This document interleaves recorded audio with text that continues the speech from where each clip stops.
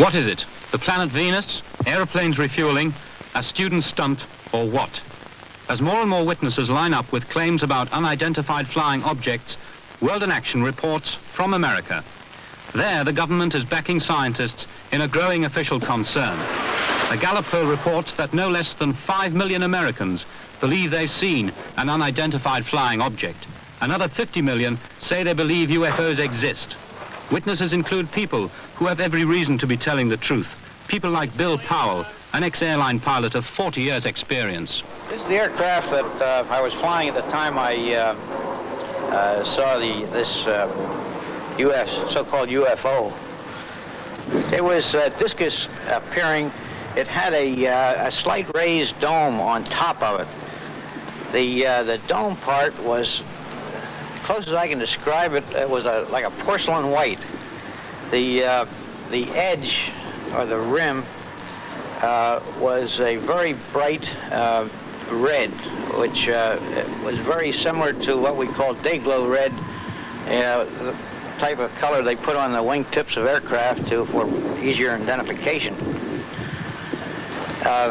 It was completely smooth. There was no projections or portholes or anything of that nature. You know, Housewife Jean May saw one too. And all of a sudden the white star over there got really bright, you know, a really brilliant white, and it lit up the whole field. You could see everything. And it just started coming real slow right across over our heads, and they were looking at it, you know, and I mean, you know, saying, I don't believe what I'm seeing, you know, and the other one was saying, well, I believe it, I think, you know. Nobody knew what to say. Everyone would just stand there just looking at it. Nobody was saying a thing after that. And it just kept right on going, and it just went, and that was it. And there was nothing after that. Were you scared while it went across? Well, I don't know. It's kind of, you know, didn't know what to do. You know, we just standing there. We didn't know whether to run to the house or to just to hide. I don't know. It's kind of scary. Does it make you mad at all that people, maybe some people don't believe you? Oh, yes. Well, I mean, we know what we saw, and they don't, so they can't say we didn't see it. I mean, we know what we saw. And we know what we saw is what hundreds of Americans are saying who saw UFOs just this last year all across the United States. Dr. James McDonald, professor of atmospheric physics at the University of Arizona, is one scientist who believes them. In the midst of much professional disbelief, he is a respected scientist who feels the time has come to take a good hard look at the evidence, especially now with the United States experiencing the biggest rash of sightings since the first UFOs were seen back in 1947. As a scientist, I regard it as extremely urgent, because here is a really unusual problem that is going unattended by the scientific community throughout the world. Apparently the situation is no different in England, Russia. I've been in Australia recently, and I think it's scientifically, well, almost scandalous that we're ignoring this long-standing problem in the way that we in the scientific community have ignored it. Well, now, what is the attitude of science towards UFOs? I mean, is it beginning to change, or is it still mostly skeptical? Oh, it's beginning to change, but it is still largely skeptical, and it's quite understandable. They have been assured that the problem has been looked at by official agencies, and it is a problem in which the type of data is less than ideal, to understate it. It's largely reports, subjective reports of witnesses, but, and this is a point I would emphasize after a year-and-a-half study of the problem, when you go to the witnesses in many of these cases, when you sort through, there are so many examples of highly credible witnesses, completely stable people of excellent reputation when you check around a bit, who have seen utterly unconventional objects maneuvering at low or sometimes high altitude, that to regard this as anything but a problem of considerable scientific importance, I think will be to miss something that we've already missed far too long, 20 years. I don't think you'll ever clear the air to the satisfaction, at least, of the UFO buffs. They want to believe. They're happy believing. Let them go on believing. I think it's a great waste of time and money to spend much more time investigating it. Diametrically opposed to Dr. McDonald's views is Dr. Donald Menzel, astronomer with the Harvard College Observatory at Cambridge, Massachusetts. He has made a personal crusade of debunking UFO sightings. To go on for year after year, trying to prove whether or not these things come from outer space or not. It's clear that they don't, and I'm quite sure that that will be the result of any investigation. Yes, I would say particularly now, the time has come to take them seriously for several reasons. An eminent scientist who at one time agreed with Menzel but has now changed his mind is Dr. J. Allen Hynek, head of astronomy at Chicago's Northwestern University. At one time I thought that reports were confined largely to the United States and that we were undergoing some sort of a bizarre nervous reaction. But their reports have come in now from better than 70 countries. And also scientists are beginning to take a closer look, because the sheer force of the sheer weight, I should say, of the numbers of reports is demanding attention. And as you know, the United States government now has finally moved in that direction by the creation of the Condon Committee at the University of Colorado, which is very seriously studying the problem. The University of Colorado, a sponsor of the Condon Project, is a world-renowned center for the study of all kinds of atmospheric phenomena. Set up in November of last year, the committee was given $313,000 by the U.S. Air Force and 18 months to prepare what the Air Force hopes will be the last word on the subject of UFOs. The job has turned out to be tougher than expected. Consequently, the budget is to be doubled and the time extended to 2 years. World in Action's camera team was the first ever to be allowed to film these scenes of the committee at work in their offices at Woodbury Hall at the university. Among the project's dozen experts are Director Dr. Edward Condon, formerly physicist with the National Bureau of Standards. Project Coordinator Robert Lowe, formerly with the National Center of Atmospheric Research. Dr. Fred Ayer, nuclear physicist and head of the committee's Field Investigation Unit. Investigator Dr. Roy Craig, physical chemist from the University of Colorado. And Mary Lou Armstrong, administrative assistant to Robert Lowe. Most of the committee's time is taken up with checking out UFO reports, where possible in person. Thousands of feet of interviews are taped on current and past sightings. Everyone's great hope is that someday one of the investigators will be lucky enough to see a UFO firsthand. Well, that's something we worked very hard on. We not only do we want to find out, but we want to find out quickly. So we set up all kinds of elaborate mechanisms to have people notify us quickly. If the sighting looks interesting, we'll send people at any time of the night, and so that's one of the things we work very hard at. I'd say that the greatest difficulty about getting anything, the thing that seems most frustrating to me as a physicist, one would like to get direct observational material oneself, that is to say photographs or spectrographs or at least our own people see things. But all of the things that are reported are a very transient duration. They only last for a few minutes, and apparently as many people that do see things get so excited about it that they postpone till the next day before they make a report. So that in point of fact, not only have we not ourselves directly seen anything in this effort, but have merely been thereby limited simply to interviewing people. I mean, one does feel frustrated and discouraged at times, but that's not the same as saying that one should give up and quit.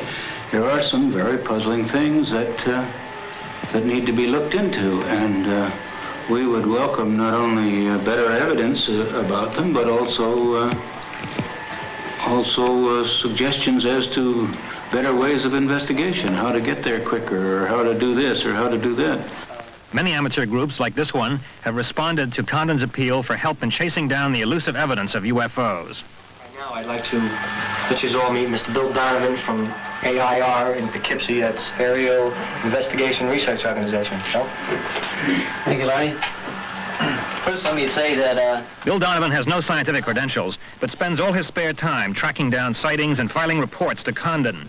In the past year, it has cost him $3,000 of his own money. He has just come across a very unusual sighting made by a local farmer's wife while she was driving her car. The car was damaged and the woman very shaken by the experience.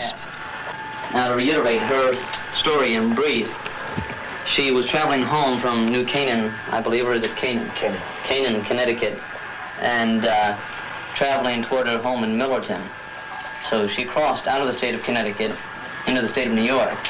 She was only a few minutes from her home. She was traveling north on Route 22. She noticed an object.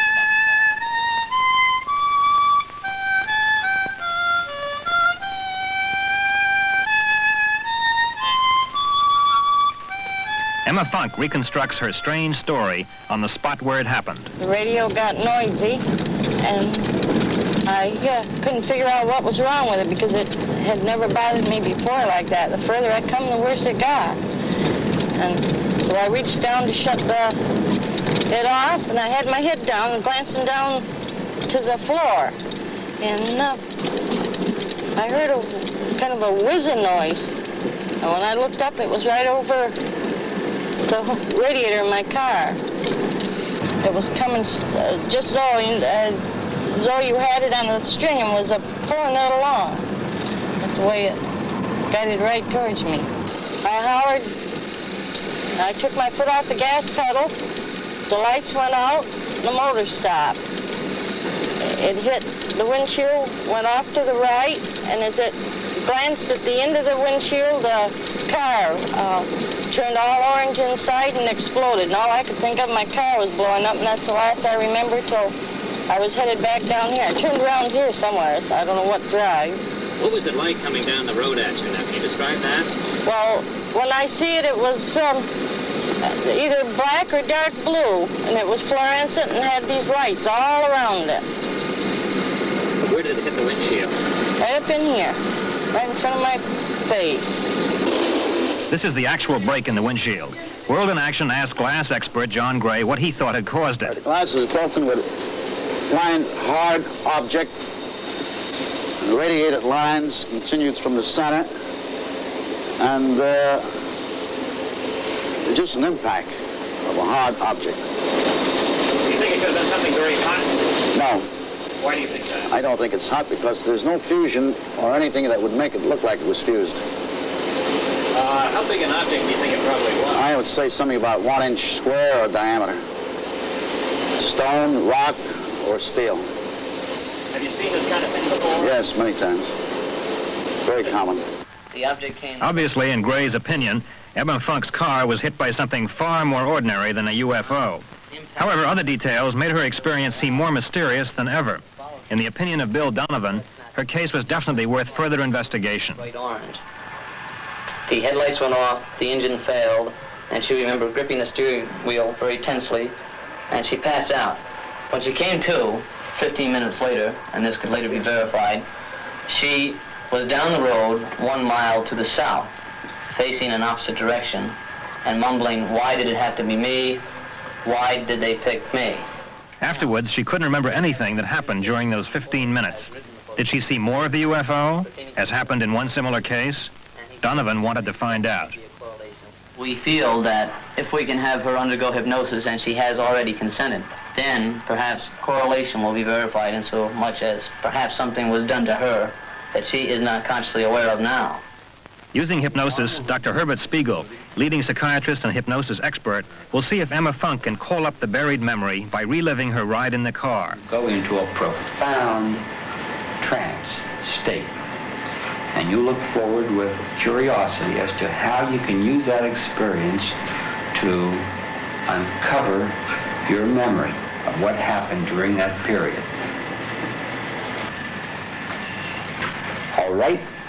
Now, in a short time, I'm going to touch your forehead, and you will now be able to describe how you're sitting in the car, what direction you were going, and now, minute by minute, you will be able to describe what is going on.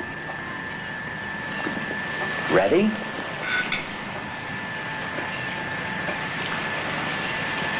Now, where are you now?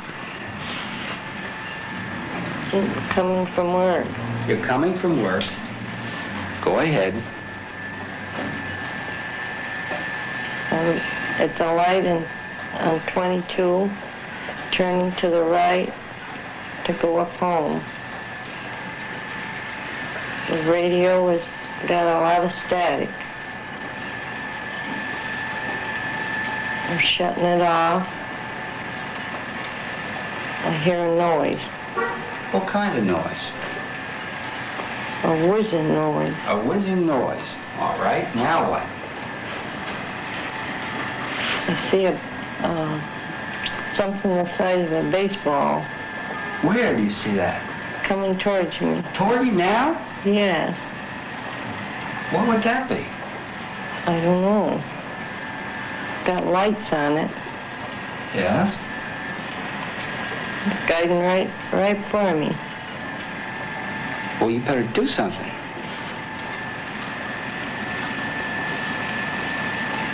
Gonna hit the car. The ball now is going away. Now tell me what you observe. It's hit the windshield. Yes? We're going to the right. Going to the right.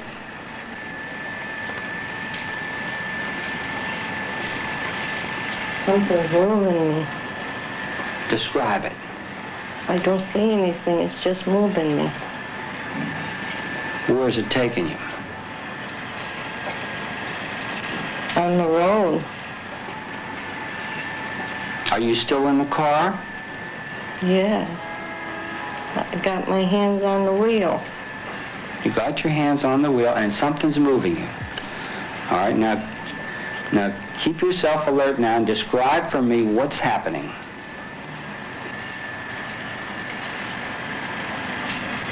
Why did they pick on me? Why did it have to be me? Who's they? The ones that are following me. The ones that are following you. All right. Where do they come from, Emma? Down out of the sky. Where in the sky? Up on the moon, I think. What makes you think they come from the moon? Because there's people up there as well as there is down here. You believe in life in the universe? Yeah. Do you believe these people are hostile and mean you any harm? Not all the time. Why are they interested in you? I don't know. I'd like to know. I don't know, but they were there. Ready? Now in a short time, I'm going to count backwards from 3 to 1. And when I do, you will come back to the present time. Dr. Spiegel has decided to end the session. The memory of the lost 15 minutes remains buried, but he feels sure she was merely suffering a mild hallucination brought on by her fantasy about moon people. The investigation of Emma Funk is over. Another casualty in the discouragingly elusive game of looking for hard evidence of UFOs. All right. Some hard evidence, however, does exist. Holes made in a roadway by a UFO during a supposed landing are shown to Dr. McDonald in the office of another amateur research group called NICAP in Washington, D.C. Evidence like this. These are the actual holes. As you know, a UFO landed on a highway down there. There were 4 altogether. We have you have three of the holes. Correct. Took a bit burned. How does this rank as evidence, Dr. McDonald? Well, of course, physical evidence is just the sort of thing that my scientific colleagues and I, too, are looking for all the time. Anecdotal data, subjective observations are of great interest and pertinent, but physical evidence is badly needed, and there is more of this than most persons would realize, and most scientists would realize. There are quite a range of magnetic effects. Magnetographs have been driven off scale, watches have been stopped, compasses disturbed, ship's compasses, radio compasses, and so on.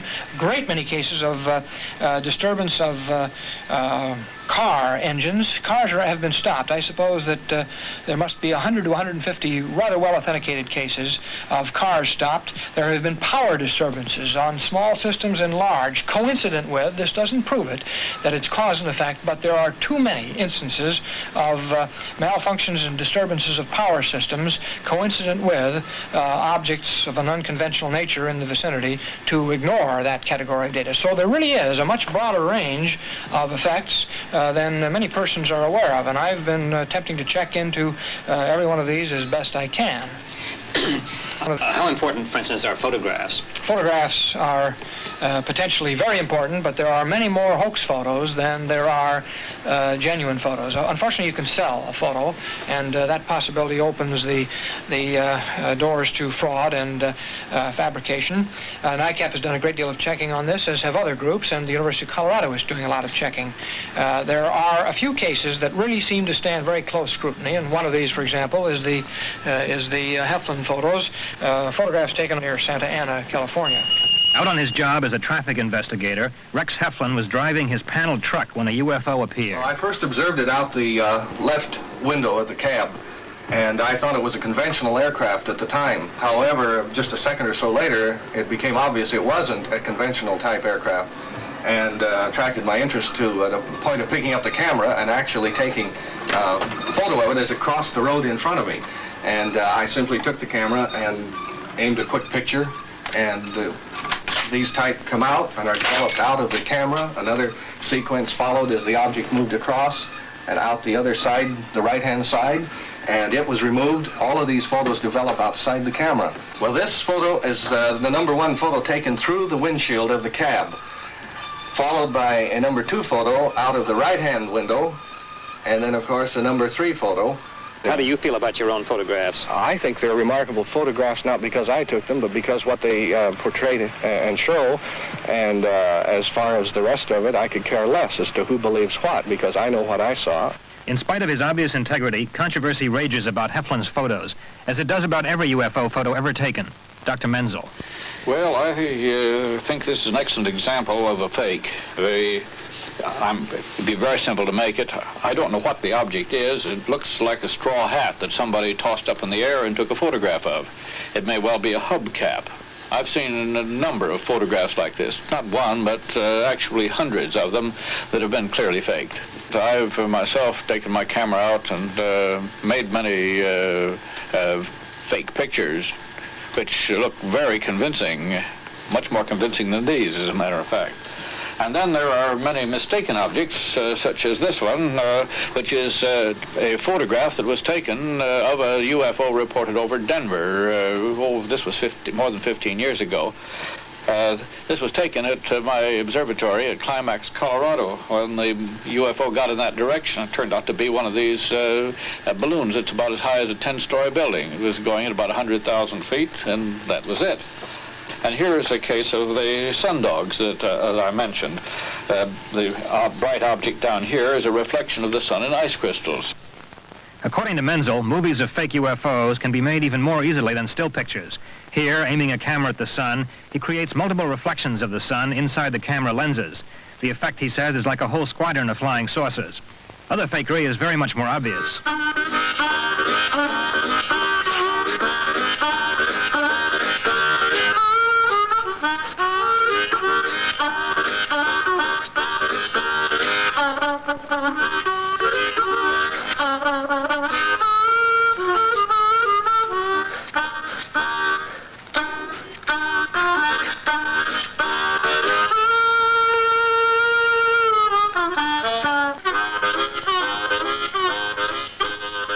I remember one picture that I was shown by a UFO buff in South Africa a few years ago, and I could still see the brand of the car on the hubcap. It was so poorly faked. Well, science doesn't want to sanctify it because it regards the evidence as not good scientific evidence. So you have a vicious cycle that's not very common in science. We don't usually move ahead into areas this way in science, and so the problem is how to take an originally subjectively reported category of data of most unusual nature and convince scientists that they ought to take it seriously. Astronomer J. Allen Hynek. This whole UFO phenomenon could be more important to the human race than the life of Copernicus. But this is what makes it interesting. We don't know. And as any scientist will tell you, if you know the answers in advance, it's not research. The whole point, and the only thing that I've been calling for all this time now, these several years, has been that scientific research be done, rather than to just take it lightly and shrug it off as nonsense. My effort has been to personally investigate cases, check, for example, many NICAP cases and other cases here and in other parts of the world as best I can, and some of them I feel I've done quite a thorough check, and find out for myself whether the accounts are as provocative and as unusual as they seem to be. My finding is that they are indeed provocative and unusual. Like I say, I mainly concentrated on trying to see into the craft from the distance we were at. I believe I could have hit it with a pistol if I had to. It was that large. It revolved. The whole front seemed to revolve with the most brilliant, beautiful lights I have ever seen in my life. And it came to an abrupt stop and just hovered there, and I watched it for quite a while. I took my binoculars out and I put When I first looked at it, it was too bright to look at with just the binoculars, so I had some green filters I put on the lens. It had numerous lights rotating around it, also satelliting it. There were all sorts of colors, red, blue, orange, and the likes. And saw us. It was absolutely straight trajectory that went right northwest and left a corkscrew trail. Now, we watched that trail for 11 minutes.